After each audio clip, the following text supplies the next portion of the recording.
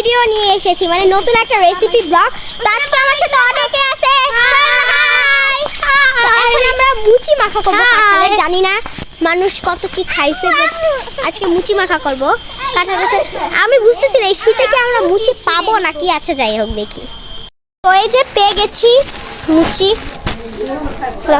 মাখা করবো। এই যে এগুলো থেকে আমরা মুচিগুলোকে বের করে নিতেছি। এই যে মুচিগুলো বের করে নিতেছি। আমাদের সবাই কাজ করতেছে। এই যে একজন খালি খাচ্ছে আর কাজ করছে। এইটা কি মরিচ বেটে নিচ্ছি আমরা এখন। এইটাকে আপনাদের এলাকায় কি বলে অবশ্যই কমেন্ট করে জানাবেন, যদি কমেন্ট বক্স খোলা থাকে।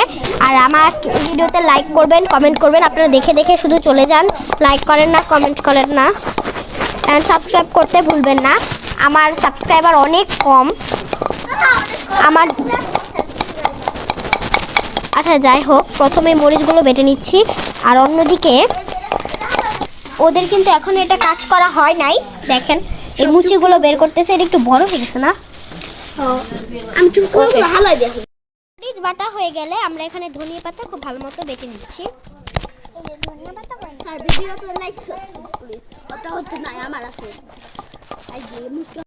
মুচিগুলোকে পাটা ও পুতার সাহায্যে থেতো করে নিচ্ছি।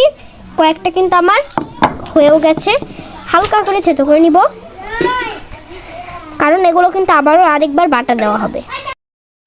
কেটে রাখা মশলাগুলো দিয়ে দিব।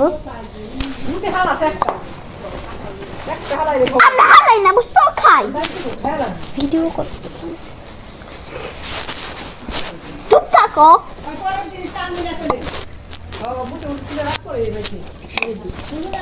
তেঁতুল আর মশলাটা খুব ভালো মতো মেখে নিচ্ছি।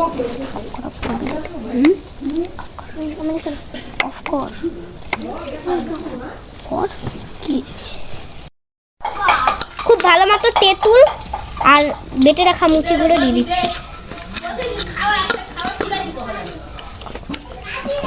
মাখানোর পরই তৈরি হয়ে যায় আমাদের লোভনীয়